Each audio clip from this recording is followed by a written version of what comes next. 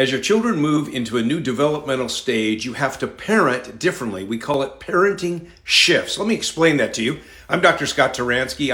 I head up the National Center for Biblical Parenting, and I've written a series of books called Parenting Shifts, because the way you parent with children that are infants is different than toddlers. You have to make a shift because as infants, we're giving and giving and giving a lot. With toddlers, we're teaching them how to live within society. So now we're setting limits on children and helping them deal with their anger and disappointment. And we're helping them learn some valuable lessons in the toddler years. In the preschool years, we're working on two qualities, which are self-control and responsiveness to authority. In the early elementary years, we're helping children develop new qualities. In the early adolescence or pre-adolescence years, we're helping children to take on responsibility more and understand what that is. Now, each time we have to make a shift in our parenting. You can find those books at biblicalparenting.org. But let's talk specifically about the shift between the 9, 10-year-old to the 11, 12-year-old kind of shift that needs to take place. Because we do a lot of directing of traffic with children.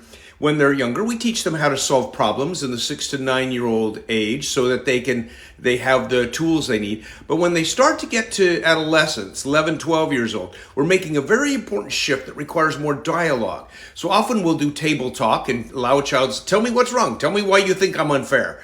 And we allow the child to speak and talk about things, and we dialogue about values. Let me explain to you why we do what we do.